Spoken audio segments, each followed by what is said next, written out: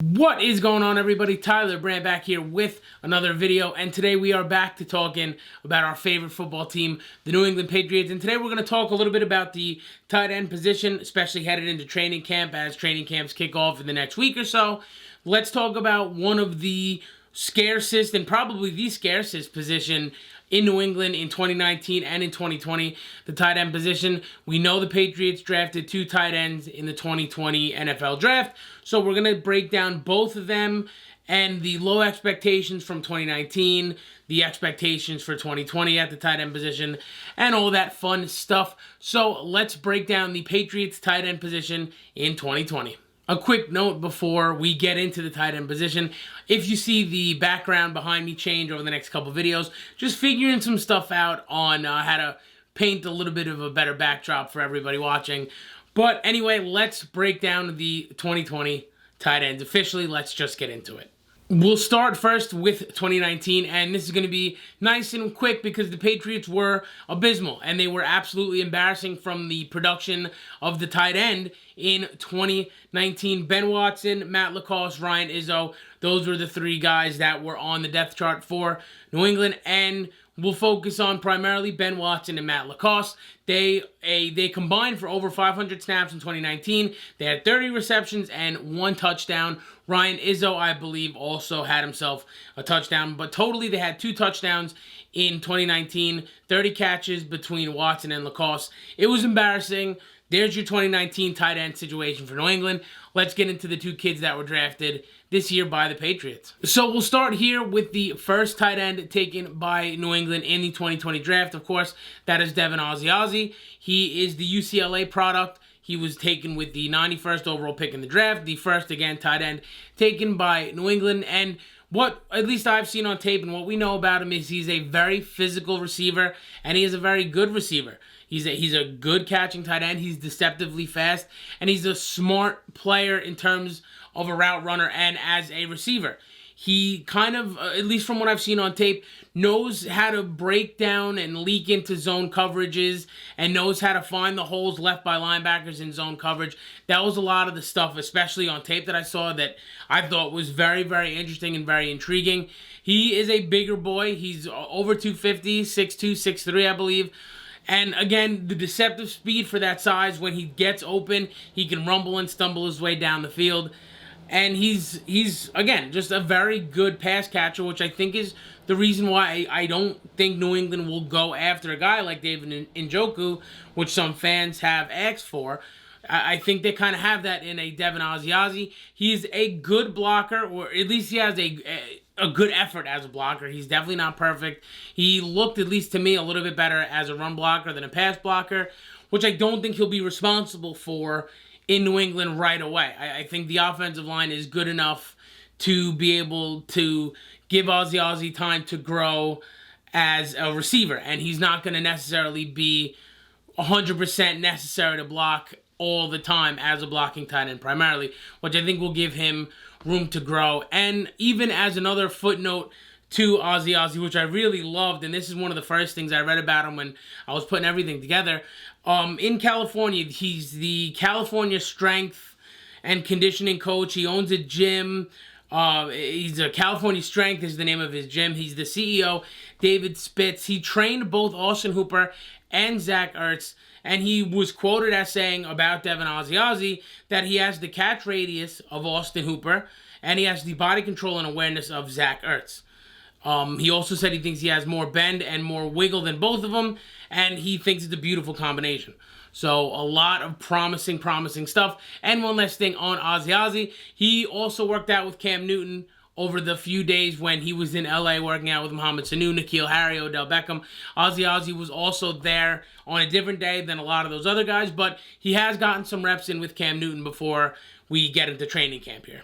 Next up, let's talk about Dalton Keene, the next tight end taken by New England. 10 picks later, I believe, with the 101st overall pick in the draft. Another one of New England's third-round picks.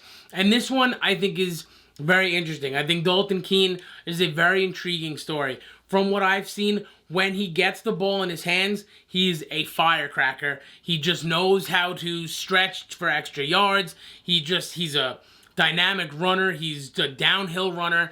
and I think that makes him very intriguing. However, from what I've seen, and it may be because Virginia Tech is a young program, so they may not have been able to exploit some of his abilities as a pass catcher, but from what I did see on tape of him, it looks like he needs to be schemed open, and a lot of what they did to get him the ball was around schemes or plays designated to specifically get him the ball. Now, again, when he does have the ball in his hands, he is very electric with it, and I think that's what's interesting about him. But I'm not really sure he's a defined, crisp route runner. I'm not really sure he has an education as a route runner. Someone like a Devin Asiasi will to find holes in his zone or to leak just past the linebacker where you know where his zone is supposed to be. Things like that. Some of the things that do intrigue me about him is his versatility. He can line up as an H-back. He can line up as a fullback. He can line up as a wide receiver, as a blocker. He can line up as a wing blocker. He can line up as a pulling guard or a pulling tight end. There's a ton of stuff that he can do and that has been on tape. I think that's very intriguing. He is a very good blocker. He's a very high character player. And he, I think, has a ton of upside if he's used appropriately. The comparison that I'm going to make in the way that he could be used, and talent is not comparable. So let me just say, talent is not comparable. But the way that New England would use Aaron Hernandez once he got into his groove, they lined him up as an H-back. They lined him up as a fullback. They lined him up outside the numbers. They were able to do creative things with him. Granted, Hernandez was immensely talented. I think they can kind of do a lot of the same things with Dalton Keene. Line him up as an H-back. Line him up as a fullback. You can pull him as a guard. You could pull him as a receiver. He can be a wing blocker. So I think there's a lot of different things that you can do with Dalton Keene. I'm not sure what role he'll have immediately with New England, but I think if he can grow and get game ready and NFL ready and catch up to game speed, I think he could be a really interesting part of New England's offense. Now, in terms of production in 2020, I'm not very sure that New England's instantly going to get production from these guys or from the tight end position. I think Lacoste will probably be there along with both of these tight ends, and that'll probably be the depth chart leaving camp going into the regular season. But as rookie tight ends, at least the guys in the league now, it's not like when they were rookies, they were lighting the world on fire. It took them a couple of years to get into what an NFL tight end does and to find their strengths.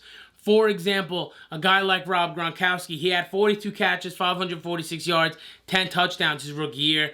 10 touchdowns is extremely impressive, but Gronk is also a top 2 or 3 tight end to ever play. A guy like Travis Kelce, 67 catches, 862 yards, 5 touchdowns his rookie year.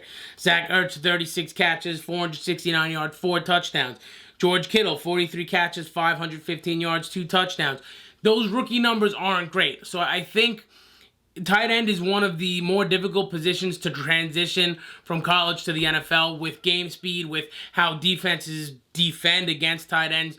That's why I'm a little troubled to think that there won't be a lot of production coming out of the tight end position, at least in 2020. I think there's a possibility, and I think both Keene and Asiasi can be productive receivers. I just don't know if they're going to hit the ground running right away.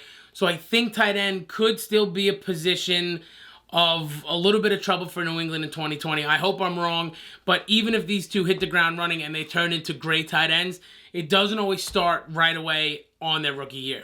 Which leads me to the last part of this, and that's the kind of puzzling part, is if the guys on New England's wide receiving core, in the wide receiving room, don't take big steps forward, and I mean N'Keal Harry, I mean Mohamed Sanu, which they both look good. Jacoby Myers looked good at a lot of times last year, So they all need to take a step forward because I think pass catchers are probably going to be primarily wide receivers this year. I don't think the Patriots are going to get a ton of production. So I think to make things easier for Stidham or Newton, whoever starts, the wide receivers need to take a step forward as a group, all of them. Even Jules. I mean, we know Julian Edelman was really hurt last year, but he also led the league in drops. For his standards, it wasn't his best year by any stretch of the imagination.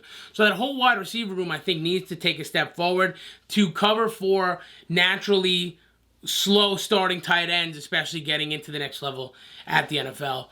But that will do it for this video talking about the New England Patriots tight ends. What do you think about Devin Asiasi? What do you think about, Dalton Keene? What do you think about Matt Lacoste? Who do you think will be the guys on the 2020 roster at the tight end position?